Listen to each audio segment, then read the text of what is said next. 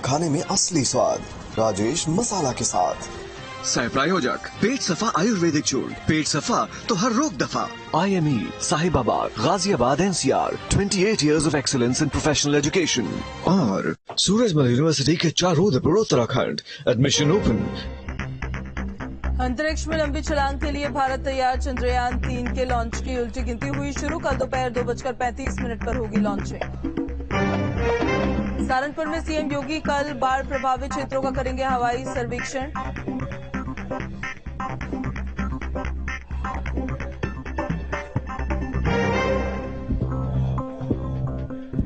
अतीक अशरफ हत्याकांड को लेकर शूटर्स पर चार्जशीट अब SIT ने कोर्ट में कर दी है दाखिल। कल होगी तीनों की पेशी।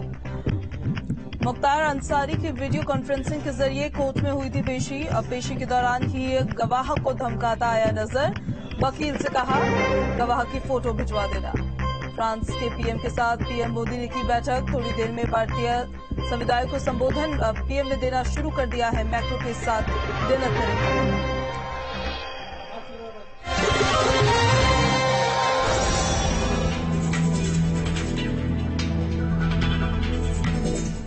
और चलिए प्रधानमंत्री नरेंद्र मोदी फ्रांस से क्या संबोधन दे रहे हैं, सुनिए। वो भारत के युवाओं में सुपर हिट है।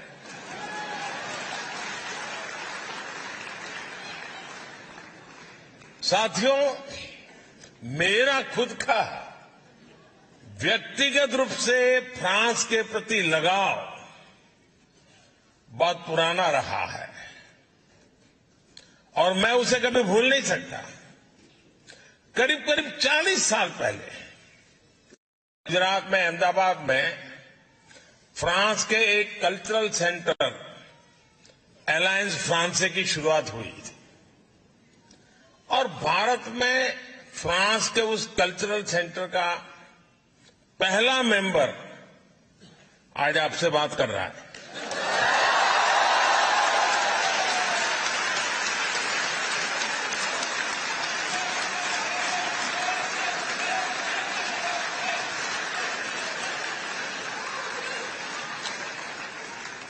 और मजा इस बात की है कि कुछ साल पहले फ्रांस सरकार ने पुराने रिकॉर्ड्स में से मेरा वहां का आई कार्ड वो निकालकर उसका जेरोक्स मुझे दिया था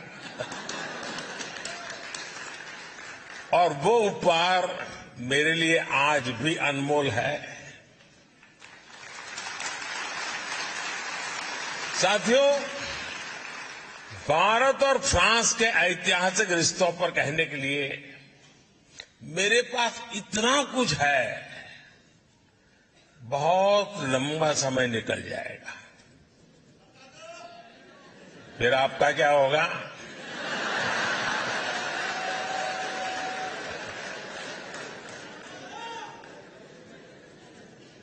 मैं जब 2015 में फ्रांस आया था, नौ शपेल गया था, तब मैंने वहां प्रथम विश्व युद्ध में शहीद हुए हजारों भारतीय सैनिकों को श्रद्धांजलि दी थी।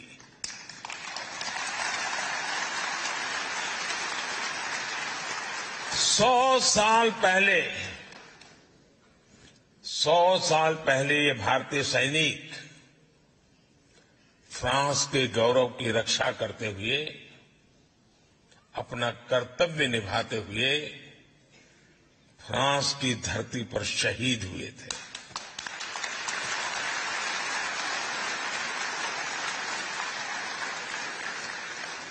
तब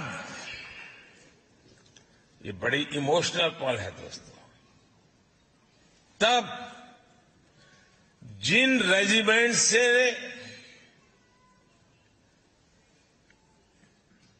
उन जवानों ने, उस रेजिमेंट के जवानों ने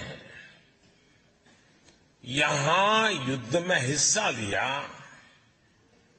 उन्हीं में से एक पंजाब रेजिमेंट कल यहां नेशनल डे परेड में हिस्सा लेने जा रहा है।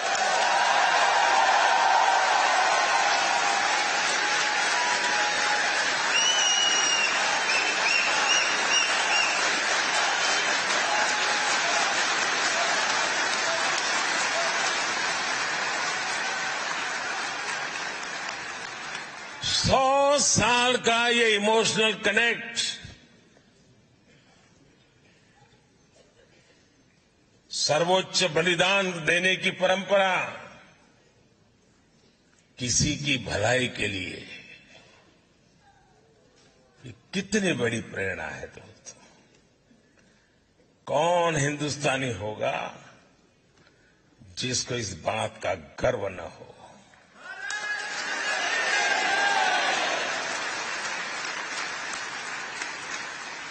उस समय निभाए गए कर्तव्य को, समर्पण को इस धरती पर आज इतने गौरव से, सम्मान से याद किया जा रहा है। Thank you France.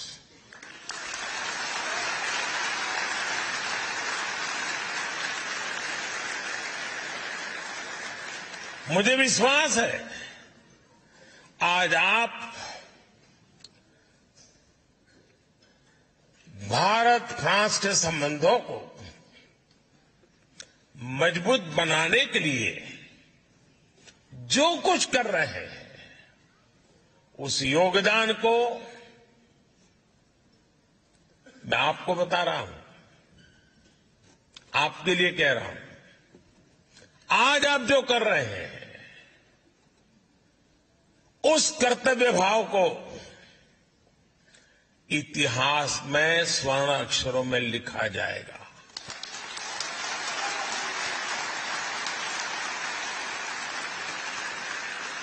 साथियों, फ्रांस का गौरवगान करते हुए महात्मा गांधी ने कहा था, लिबर्टी, इक्वलिटी एंड फ्रेटर्निटी। दुनिया को इन 3 शब्दों की शक्ति समझाने वाला देश फ्रांस है। ये महात्मा गांधी ने कहा था। जिस समय विश्व के अधिकांश देश भारत को सिर्फ आधिपत्य जमाने की दृष्टि से देखते थे, तब नोबेल पुरस्कार विजेता रोमा रोला ने कहा था, India is the mother of our civilisation.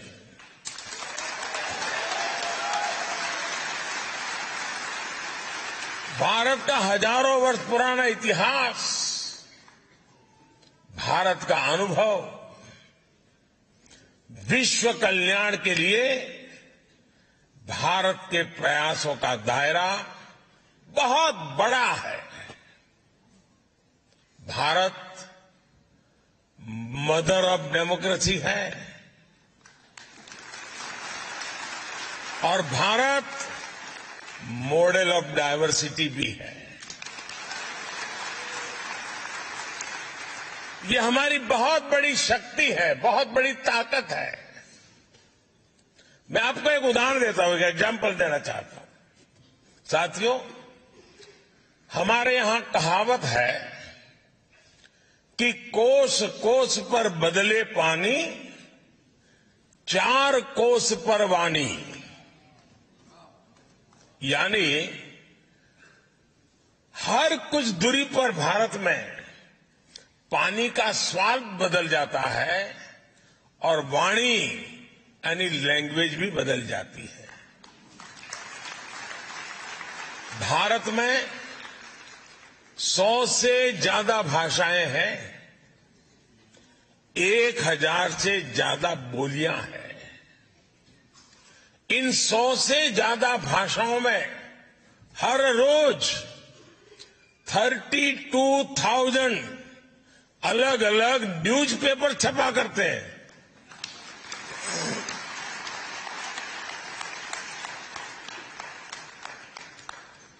इन 100 से ज्यादा भाषाओं में 900 से ज्यादा न्यूज ब्रॉडकास्ट यानी चैनल्स पर, टीवी पर न्यूज ब्रॉडकास्ट होते हैं।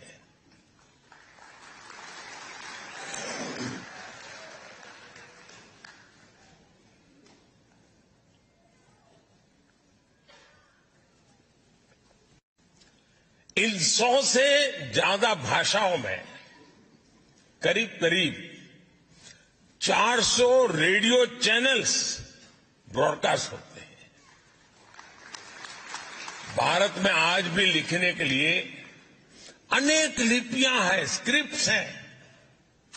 हमारे लिए ये गर्व की बात है कि भारत अपनी इस महान परंपरा को आज भी जीवंत बनाए हुए है।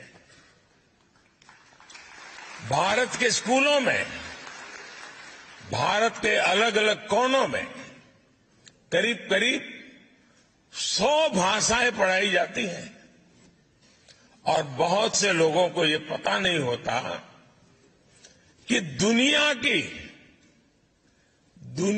की सबसे पुरानी भाषा तमिल भाषा है।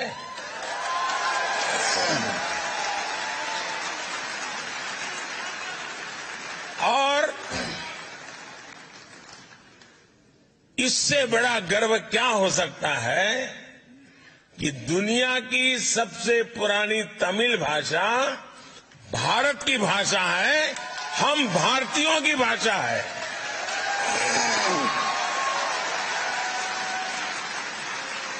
और साथियों, भारतीय भाषाओं की इस डायवर्सिटी का आनंद अब दुनिया भी ले रही है। कुछ दिन पहले आपने देखा होगा,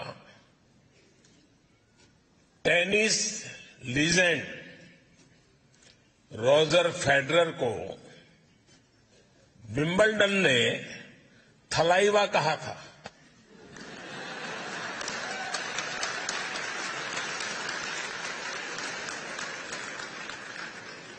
यही डायवर्सिटी हमारे लोकतंत्र की सबसे बड़ी ताकत है। आज इसी ताकत के दम पर हर भारतीय अपने सपने पूरे कर रहा है, देश और दुनिया को आगे बढ़ा रहा है। आज कौन ये सुनकर गर्व से नहीं भर जाएगा कि भारत 10 साल में दुनिया की 10वीं से 5वीं बड़ी इकोनॉमी बन गया।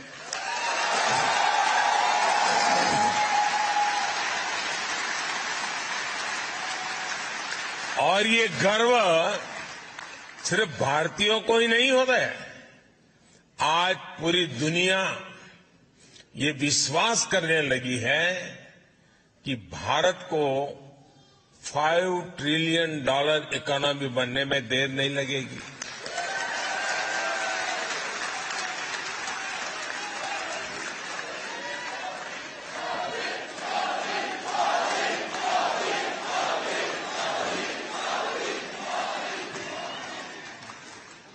आपने हाल में आई यूएन की एक रिपोर्ट भी जरूर देखी होगी। उस रिपोर्ट में यूएन कहता है सिर्फ 10-15 साल के भीतर ही भारत ने 415 मिलियन यानी लगभग 42 करोड़ देशवासियों को 42 करोड़ देशवासियों को गरीबी रेखा से बाहर निकाला है।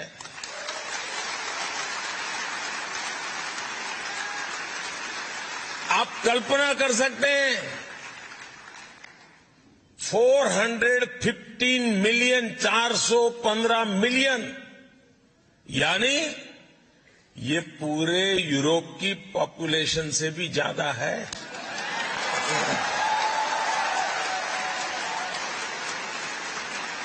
ये पूरे अमेरिका की पॉपुलेशन से भी ज्यादा है। आईएमएफ की भी एक स्टडी कहती है कि भारत में एक्सट्रीम पॉवर्टी अब खत्म होने के कगार पर है।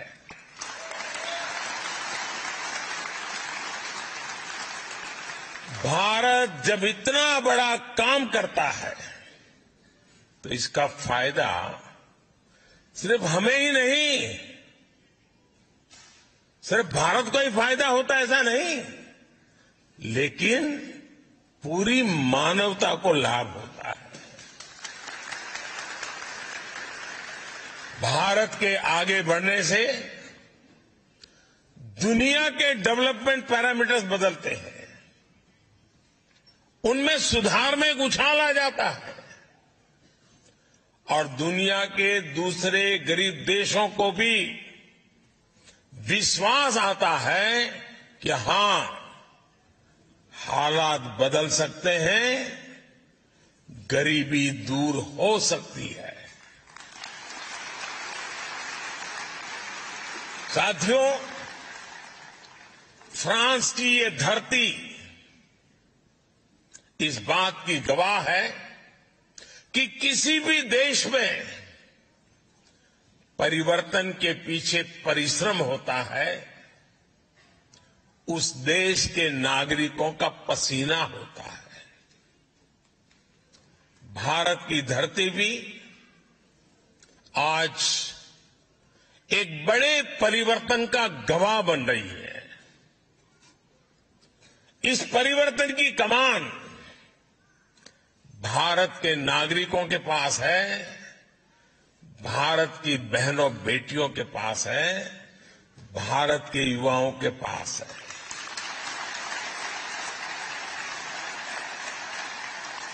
आज पूरा विश्व भारत के प्रति नई उम्मीद, नई आशा से भरा हुआ है।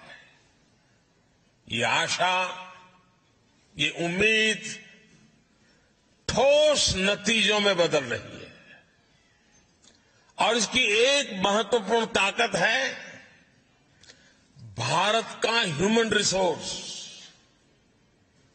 ये ह्यूमन रिसोर्स संकल्पों से भरा हुआ है, साहस करने की वृत्ति वाला है।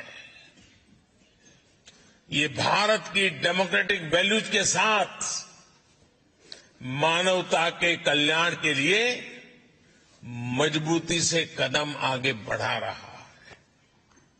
साथियों, आज का भारत अपनी वर्तमान चुनौतियों, दशकों से चली आ रही समस्याओं, उनका स्थायी समाधान कर रहा है।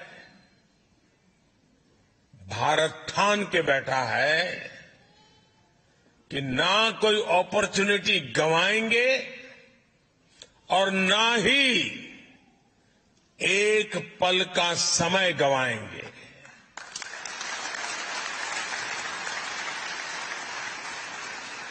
हम पूरी ताकत से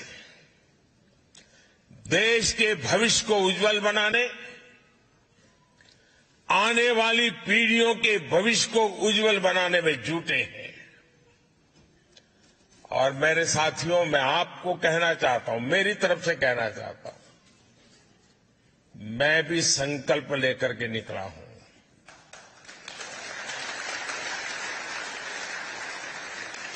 शरीर का कण कण और समय का पल पल सिर्फ और सिर्फ आप लोगों के लिए है, देशवासियों के लिए।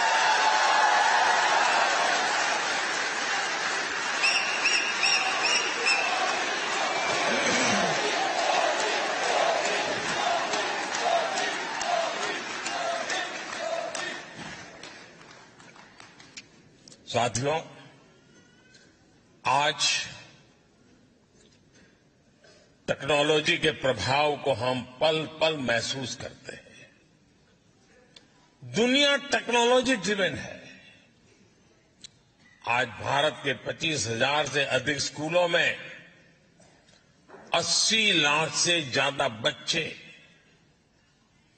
अटल टिंकरिंग लैब्स में इनोवेशन की एबीसीडी सीख रहे हैं। हमने 21वीं सदी की आधुनिक जरूरतों को देखते हुए नई नेशनल एजुकेशन पॉलिसी लागू की है। आज का भारत विमेन लेड डेवलपमेंट को आधार बनाकर आगे चल रहा है। और ऐसा नहीं है कि भारत में सिर्फ एक ट्राइबल विमेन, एक आदिवासी महिला भारत का प्रेसिडेंट के रूप में हम सबका मार्गदर्शन कर रही है। हमारा नेतृत्व कर रही है। आज भारत में लड़कियां भी हर सेक्टर में लीडरशिप की भूमिका में दिख रही है। हायर एजुकेशन में गर्ल्स एनरोलमेंट लगातार बढ़ रहा है और मुझे खुशी है कि यहां नेशनल डे परेड में हिस्सा लेने आए दस्ते में कई विमेन ऑफिसर्स हैं, विमेन पायलट शामिल है।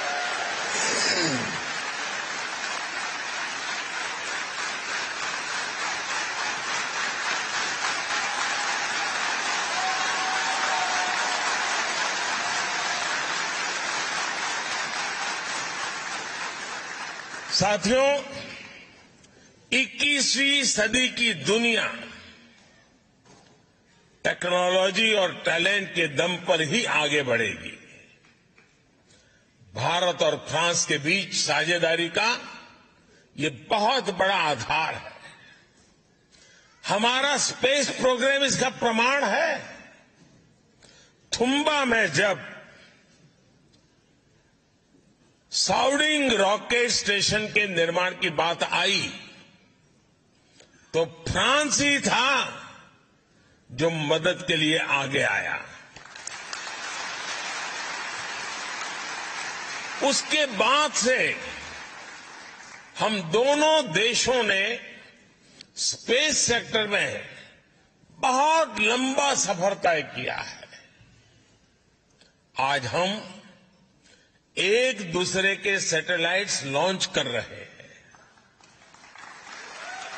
और आपको खुशी होगी,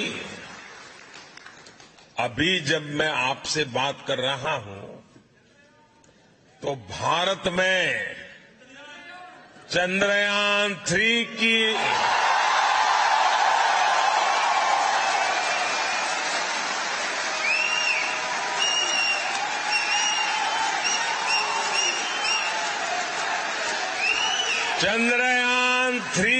लॉन्चिंग के लिए रिवर्स काउंटिंग की गूंज सुनाई दे रही है।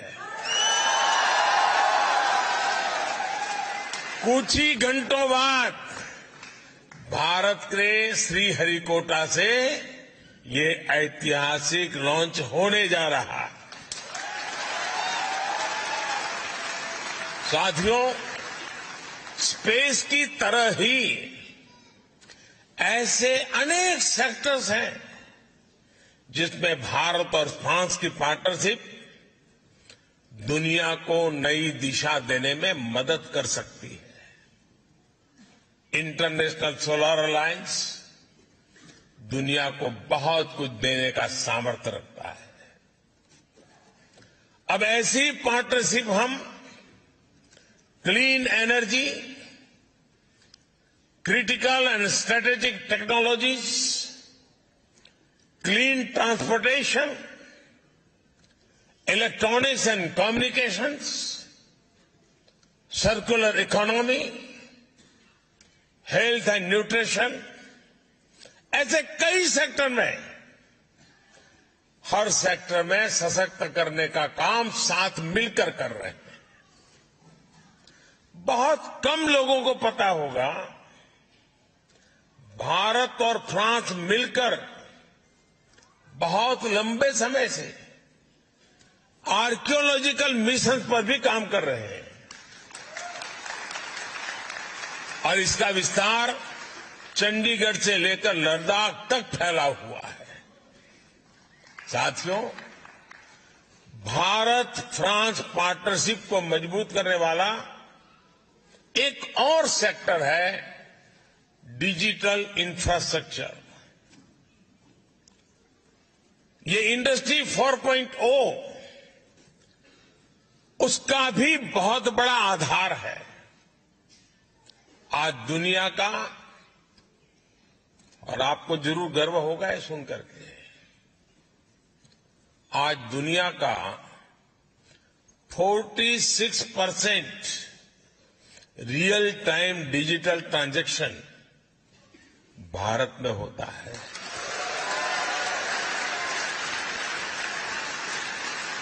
और मैं आपको भी चुनौती देता हूं कि अगली बार आप भारत में आए तो जेब में एक भी पैसा लिए बिना निकलिए घर से। खाली जेब, सिर्फ मोबाइल फोन पर यूपीआई ऐप को डाउनलोड करके रख लीजिए। आप पूरा हिंदुस्तान घूम करके आएंगे, एक नए पैसे कैश की जरूरत के बिना आप अपना गुजारा कर सकते हैं।